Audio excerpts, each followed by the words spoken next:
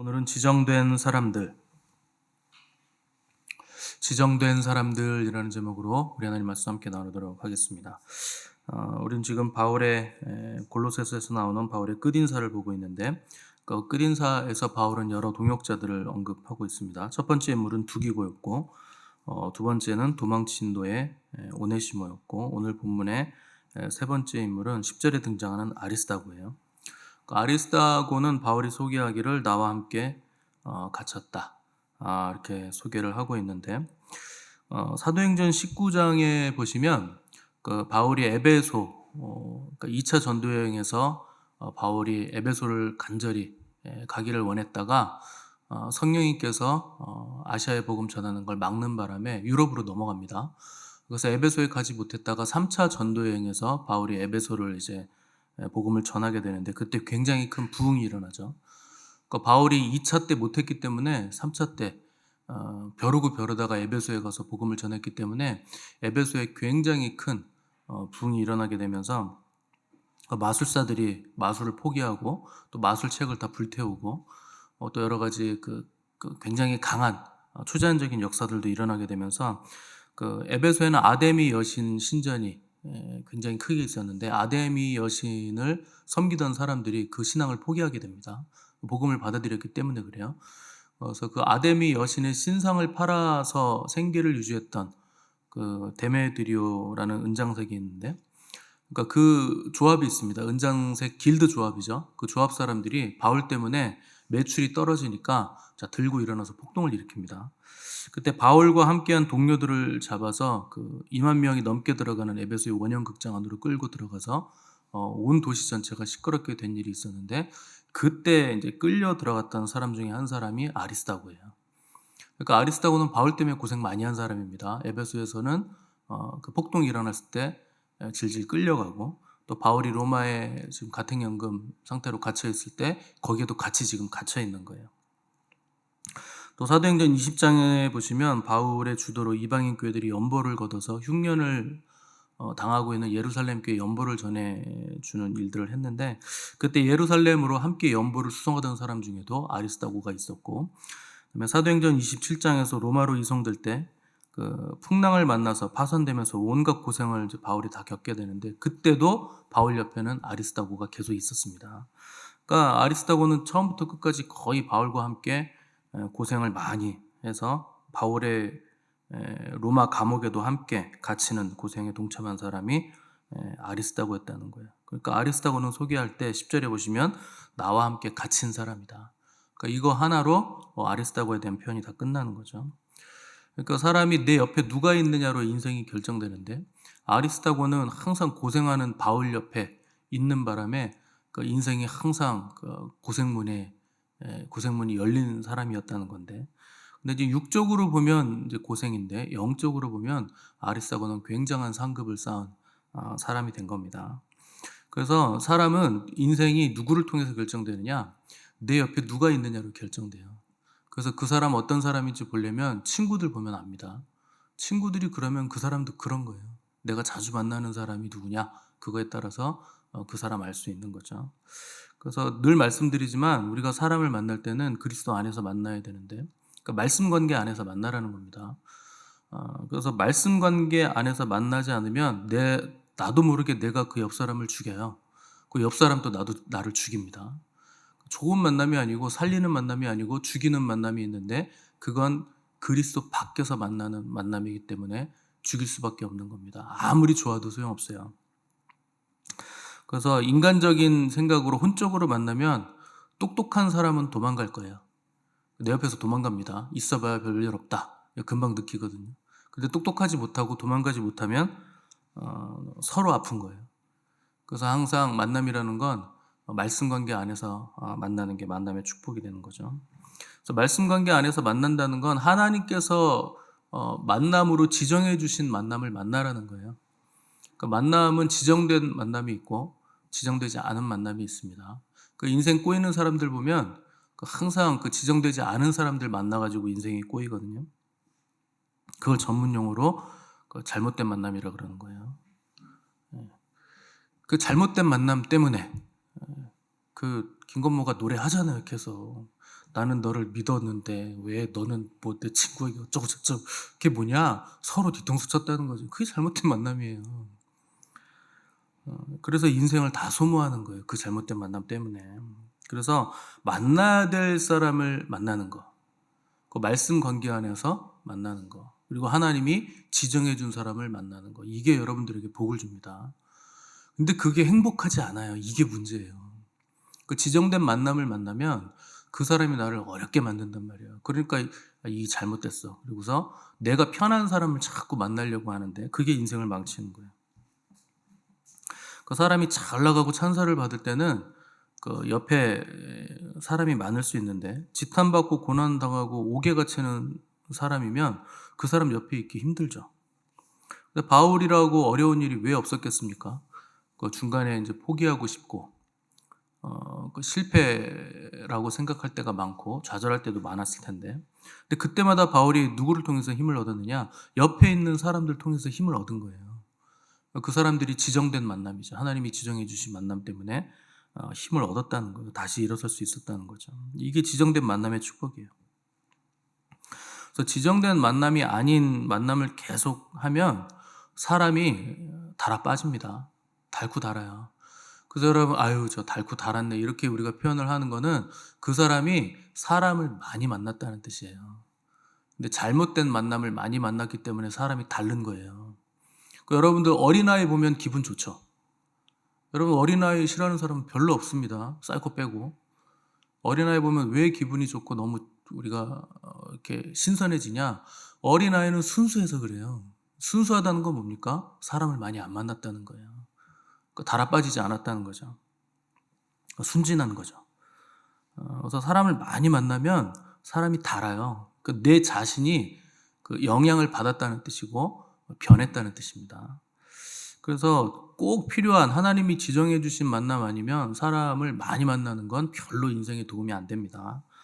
그래서 가장 소중한 만남이 무슨 만남이냐? 그 교회 안에서 만나는 거예요.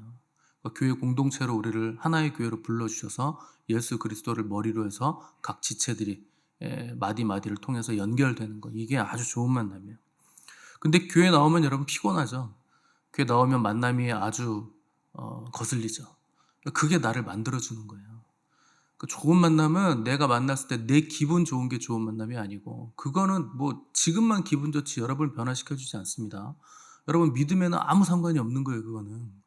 그러니까 우리의 신앙을 굳건하게 만들고 믿음을 잘하게 만드는 건, 성숙하게 만드는 건 그 교회 안에서 말씀 관계 안에서 만나는데 어려울 때, 그 만남이 어렵고 내 신경을 거슬리게 만들 때, 그게 나를 만들어주는 거예요.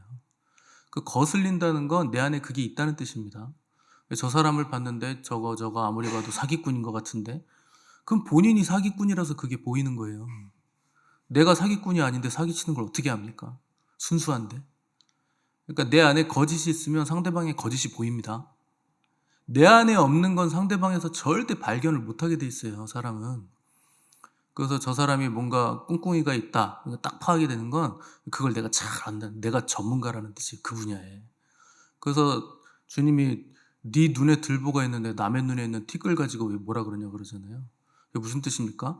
그 분야에 내가 전문가라는 뜻이에요. 남의 눈에 티끌도 발견할 정도로 전문가예요. 그러니까 얼마나 나한테는 더 큰 게 있겠습니까? 그러니까 교회 안에서 만나면 이게 서로 막 이렇게 걸리적거리고 신경 쓰이고 아주 꼴보기 싫고 이런 만남이 있을 수 있는데, 그게 나를 돌아보게 만들어준다는 거예요. 그게 내 거울이 된다는 거죠. 그래서 교회 안 나오면서 사람들이 어떻게 하면 믿음이 커질까? 어떻게 하면 하나님을 더 사랑할까? 이런 고민을 하시는 분들이 있는데 소용없습니다. 교회 안 나오면서 믿음이 커지는 건 불가능해요. 그런 건 없어요. 세상 어디 돌아다녀 보세요. 교회 안 다니면서 믿음 커지는 방법이 있나? 그건 없어요. 믿음이 안 커지는 이유는 딱 하나예요. 교회 안 나와서 그런 거예요. 어쨌든지 교회 안에서 해결을 해야 되는데 안 나오니까 믿음이 안 자라죠. 세상으로 돌아다니니까 안 자라고, TV 보니까 안 자라고, 이 사람 저 사람 기도하지 않고 만나러 다니니까 믿음이 안 자라는 거죠. 그래서 교회 안에서 만나면 괴로울 수는 있는데 나쁘게 변하지는 않습니다. 그 여러분들 뭐 부모님들 보면 자기는 교회 안 다니면서 애들은 교회 보내잖아요. 어쨌거나 저쨌거나 교회 보내면 나쁜 짓은 안 한다. 그 선한 영향력을 받는다. 그걸 알고 있는 거잖아요. 그러니까 피곤할 수는 있어도 괴로울 수는 있어도 나쁘게 변하지는 않는 걸 아는 거죠. 그게 교회 공동체예요. 근데 교회 밖에서 나쁜 사람 만나면 나쁘게 변합니다. 그래서 내가 좋게 마음 먹는다고 교회 밖에서 사람 이렇게 만나는데 좋게 변하지 않아요. 그 나쁜 사람 만나면 분명히 영향을 받게 돼 있어요. 그 나쁜 사람 만나면 나쁘게 변한다. 그래서 어떤 사람을 만나느냐가 내 인생을 결정하는 거죠. 소아시아 지역에 비두니아라는 곳이 있는데 거기에 이제 총독이 있었는데 당시 로마 황제였던 트라이안에게 보낸 편지가 있어요. 지금도 보관돼서 전해지고 있는데 그 트라이안 황제가 그 비두니아 총독이었던 그 플린이라는 총독에게 기독교인들이 얼마나 되는지 파악을 해봐라. 도대체 그놈들이 뭐 하는 놈들인지 조사를 해봐라. 이렇게 명령을 했습니다. 그래서 이제 이 총독이 그 자기 스파이를 기독교인이 되게 만들어요. 가지고 이제 기독교 교회 안에 심어가지고 이제 보고서를 올리는 게 발견된 건데 기독교인이 되게 만들었으니까 한 3년은 세례받기 전까지 교육을 받았을 것이고 세례받고 난 다음에 그 다음에 예배 공동체 안으로 들어갈 수 있었기 때문에 적어도 5년 정도는 활동을 했을 겁니다. 그 스파이들이. 그래서 이제 그 총독이 보고를 받고 황제에게 편지하기를 황제시여 저는 그리스도인들에게 들키지 않기 위해 부하 중 몇 사람을 그리스도인으로 만들었습니다. 그리스도인 공동체에 들어가서 세례도 받게 하고 오랫동안 면밀하게 그들을 검토하며 살펴보기도 했습니다. 부하들의 보고에 따르면 밤이건 낮이건 모일 때마다 그들의 신인 예수 그리스도를 노래하고 많은 양을 소비하는 것은 아니지만 자주 빵을 떼고 포도주를 마시며 기뻐하고 즐거워한다고 합니다. 참으로 이해할 수 없는 것은 그들이 자신들을 괴롭히는 사람들을 위해서 기도한다는 겁니다. 로마의 관리들을 위해서 그리고 황제 폐하를 위해서도 기도하고 있습니다. 무엇보다 분명한 사실은 그들이 서로 사랑하고 있다는 사실입니다. 이렇게 보고서를 보낸 거예요. 이게 초대교회의 그 모습입니다. 초대교회의 영적 파워예요. 어떤 만남을 가지느냐 공동체 안에서 사랑을 가지고 만났다는 거예요. 이거 하나가 모든 걸 덮는 겁니다. 사랑은요 모든 걸 덮어요. 그 어떤 것도 다 녹여내죠. 그 어떤 위화감도 다 용해시키는 게 사랑의 힘입니다. 그게 사랑의 온도예요. 그래서 주님이 제자들에게 새 계명을 너희에게 주노니 서로 사랑하라. 조건이 붙죠. 내가 너희를 사랑한 것 같이. 그래서 새 계명입니다. 구약에도 하나님 사랑, 이웃 사랑이 계명이고 신약에서도 서로 사랑하는 게 계명인데 왜 이게 새 계명이냐? 주님이 그 사랑의 모범을 보여주셨기 때문에 새 계명이 된 거예요. 똑같이 사랑인데. 주님이 우리를 사랑하신 것처럼 목숨 걸고 사랑을 하라는 거죠. 그럼 어떻게 되느냐? 이로써 모든 사람이 너희가 내 제자인 줄 알게 되리라. 그러니까 그 사랑은 보이지 않습니다. 보이지 않는 하나님의 사랑을 눈에 보이는 가시적으로 보이는 사랑으로 나타내고 표현하는 공동체가 교회예요. 그걸 하라는 거예요. 오늘날 교회가 욕을 먹는 이유는 그걸 안 하고 딴 거에서 욕 먹는 겁니다. 자꾸 세를 늘리고 뭐 정치를 하려고 그러고 뭔가 영향력을 발휘하려고 그러고 그런 식으로 영향력이 발휘되지 않아요. 교회는 그냥 서로 사랑할 때 자연스럽게 그냥 사랑이 흘러감으로 영향력이 발휘되는 거지. 뭔가 세를 막 키우고 막 힘을 얻어가지고 밀어붙여가지고 영향력을 주는 게 아닙니다. 그래서 베드로도 그 첫 번째 서신에서 만물의 마지막이 가까웠으니 그러므로 너희는 정신을 차리고 근신하여 기도하라. 무엇보다도 열심으로 서로 사랑할지니 사랑은 허다한 죄를 덮느니라. 자, 만물의 마지막이 가까웠어요. 말세가 가까웠어요. 정신을 차리고 근신하여 깨어 기도하라 그랬어요. 근데 무엇보다도 뭘 해야 되느냐? 서로 사랑하라는 거예요. 그게 허다한 죄를 덮는다는 거예요. 그러니까 여러분 정신 차려서 믿는 방법은 내가 정신을 똑바로 차리고 막 금식하고 막 이렇게 해서 되는 게 아니고 사랑으로 된다는 거예요. 그래서 믿음은요 항상 말씀드리지만 업앤다운 합니다. 믿음 좋다는 분들도 큰 환란이 오면 뚝 떨어져요. 파도가 위로 샥 올라갔다가 지하 3층까지 지하 10층까지 막 떨어지는 거예요. 그 베드로가 대표적인 케이스예요. 그래서 베드로가 믿음을 굳건히 하라 이런 얘기 안 하는 거예요. 그러니까 자기가 믿음 좋았는데 수제자였고 의리의 돌쇠였는데 예수님 죽는 데까지 제가 따라갈게요. 막 호언장담했는데 그 계집종이 너도 한패지 그러니까 3번을 저주하면서까지 부인하잖아요. 그 예수님 부인한 거예요. 그게 믿음의 실체예요. 내가 가진 믿음의 실체. 그래서 사랑으로 역사하는 믿음이 아니면 믿음은 계속 업앤다운 하는 거예요. 그래서 사랑해야 된다는 거예요. 그 주님을 믿는 게 아니고 사랑하셔야 되고 또 이웃들도 우리가 사랑을 해야 된다는 거죠. 그 사랑을 가지고. 그래서 주님도 마태복음 24장에서 종말의 징조들을 말씀하실 때 불법이 성함으로 많은 사람의 사랑이 식어지리라. 여러분 이게 종말의 징조예요. 사랑이 식어지는 거. 그래서 마지막 때 우리가 뜨겁게 서로 사랑해야 되는데 이게 마지막이기 때문에 사랑해야 되는 게 아니고 마지막이 끝이 아니라 새로운 완성이요 시작이기 때문에 우리가 서로 사랑해야 된다는 거예요.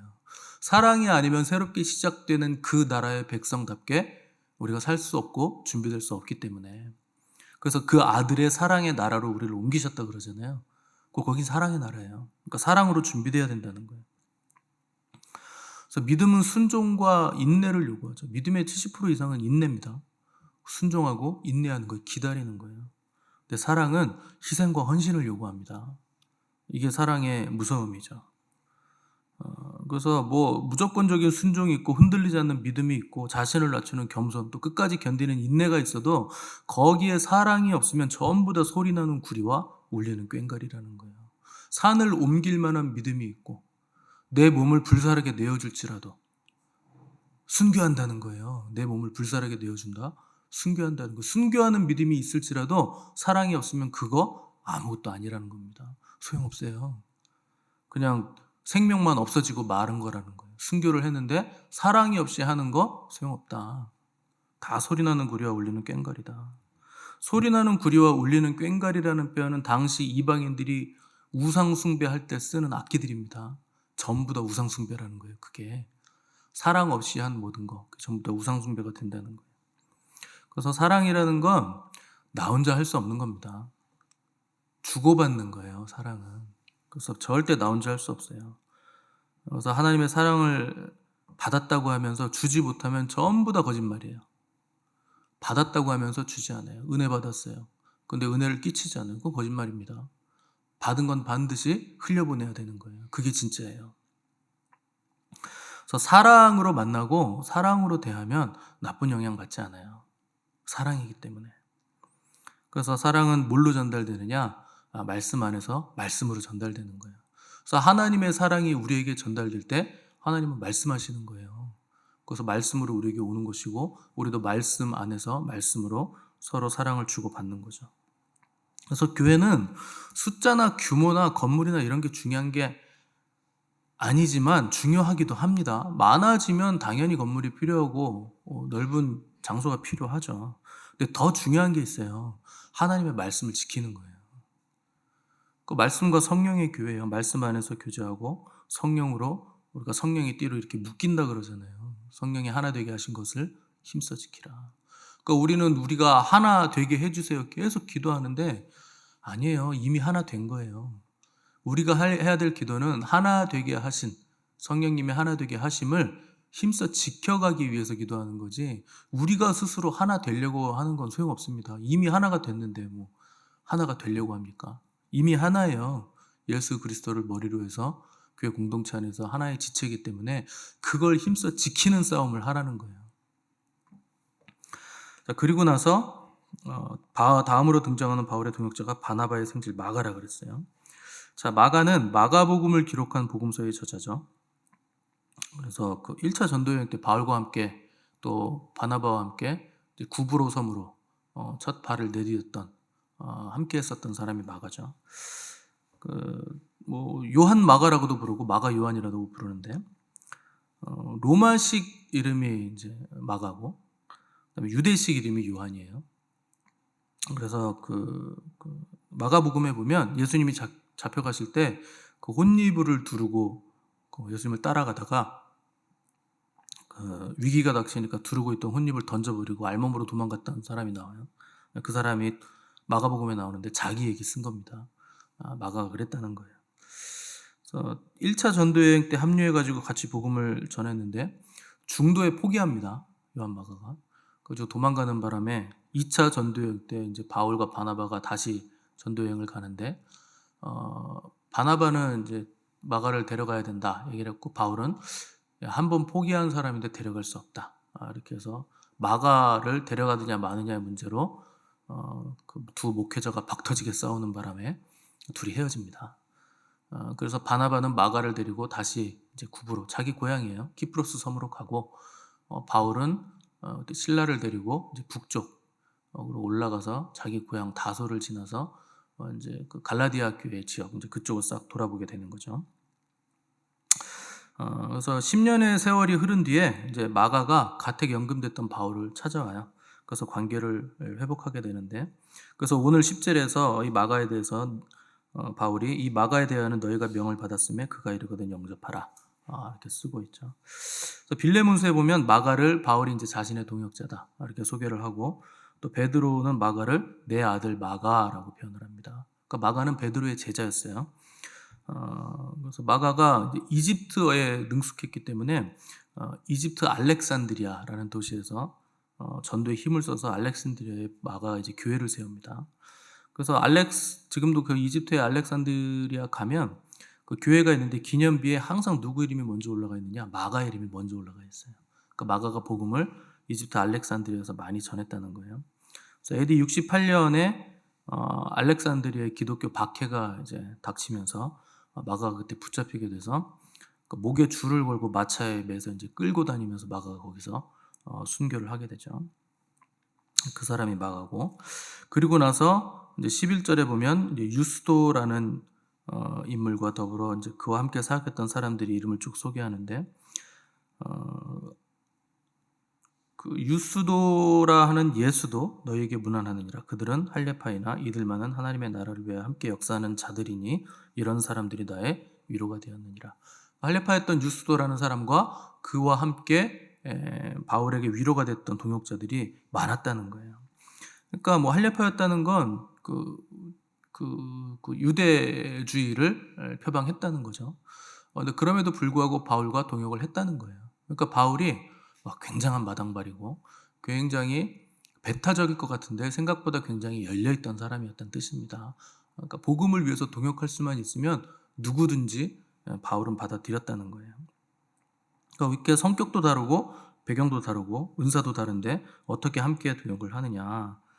목표와 목적이 같았기 때문에 할 수 있었다. 그러니까 이들의 목표는 하나님의 나라예요. 먼저 하나님의 나라와 의를 구하는 거예요. 복음을 먼저 이제 전하는 거에 모든 목표가 있는 거죠.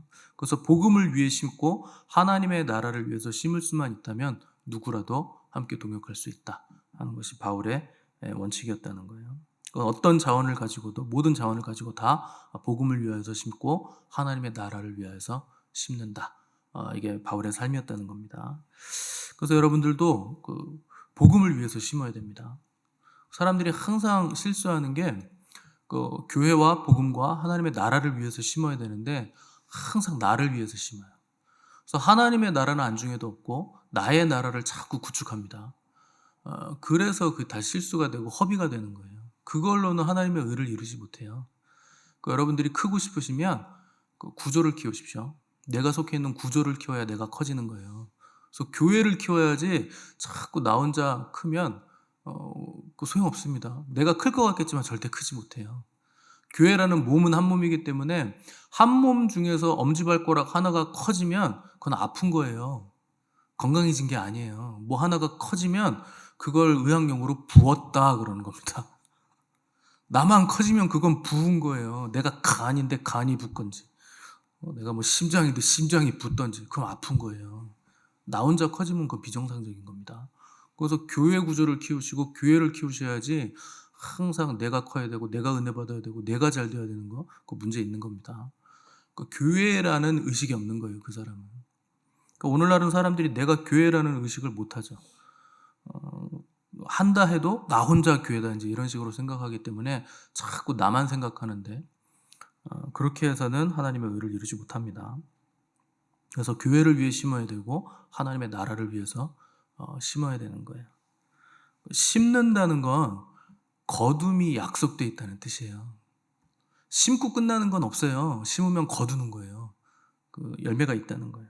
그래서 인생은 내가 심은 게 나에게로 돌아오는 겁니다. 그래서 내가 심은 게 반드시 나에게 부메랑이 돼서 돌아와요. 근데 그게 부정적이든 긍정적이든 하나님의 것이든 사람의 것이든 반드시 나에게 되돌아오는 거예요. 그래서 어떤 행동을 할 때 뭔가를 심을 때 이게 도대체 어떤 부메랑이 돼서 나에게 돌아올 것인가, 이걸 생각하고 심으셔야 돼요. 그래서 나를 위해 심고 나를 위해 사는 사람은 육체로부터 썩어질 것을 거둔다. 성령으로 심는 사람은 영생을 거둔다. 그 심는 거 이거 두 개밖에 없어요. 성경에 나오는 거. 성령으로 심어서 영생을 거두든지 육체로 심어서 썩을 거 거두든지. 그래서 인생이 계속되는 사람하고 끝나는 사람이 있는데, 생명이 나올 거를 심으면 계속돼요. 근데 썩어질 것을 거두는 걸 심은 사람은 썩는 걸 심어서 썩을 걸 거뒀기 때문에 더 이상 생명이 없어요. 그럼 인생이 끝나는 거예요. 내가 뭘 심었느냐에 따라서 인생이 계속되느냐 끝나느냐, 영원으로 가느냐 이 땅에서 살고 끝나느냐, 이게 결정되는 겁니다. 그래서 사업을 해도 현금이 들어와야 재투자가 가능합니다. 현금 안 들어오고 물건만 계속 창고에 쌓으면 그 재고잖아요. 재고 쌓이면 결국 망해요. 그래서 현금이 들어와야죠. 영적인 것도 마찬가지예요. 나를 위해서 심고 나를 위해서만 움직이면 썩어질 거 거두죠. 그러면 생명이 뭐 거둬지지 않으니까 더 이상 심을 게 없어요. 그러면 끝나는 겁니다. 다 갖다 버려야 되는 거예요. 그래서 오늘 사도 바울이 소개하는 동역자들이 계속해서 나오고 있는데, 이 사람들은 사도 바울 때문에 뭐 덕 보자고 사도 바울 옆에 붙어있던 사람들 아닙니다. 사도 바울이 뭐 무슨 덕을 끼칩니까? 맨날 도망 다니고, 맨날 그 돌에 맞아 죽을까, 뭐 물에 빠져 죽을까, 굶어 죽을까, 잠 못 자고, 뭐 추위에 더위에 얼마나 많은 환란을 사도 바울이 말을 합니까? 뭐 40의 감암매를 3번이나 막, 아무튼 뭐 그냥 죽을 고생, 있는 고생, 없는 고생 다 했다는 거예요, 사도 바울은 복음 때문에. 그런데 사도 바울 옆에 계속 붙어 있는 사람들이 있더라는 거예요. 왜 그러냐? 도대체 뭐 때문에 그러냐? 생명을 위해 심었다는 거예요. 이게 진리라는 걸 안 이상 떠나지 않는 거죠. 진리니까 거기에 붙어 있었다는 거죠. 사람은 가변적이지만 진리는 흔들리지 않습니다. 하나님의 나라는 진동치 않는 나라예요. 그래서 진동치 않고 흔들리지 않고 썩거나 쇠하지 않는 나라, 그 나라를 위해서 심었다는 거예요, 동역자들이. 그러니까 여러분들도 함께 동역하시면서 그 나라를 위해서 심으시기 바랍니다. 그래서 기회 있을 때마다 성령으로 심으시고 사랑으로 심으셔서 풍성한 생명의 열매, 영생의 열매를 거두시는 복된 저 여러분 되시기를 간절히 바랍니다.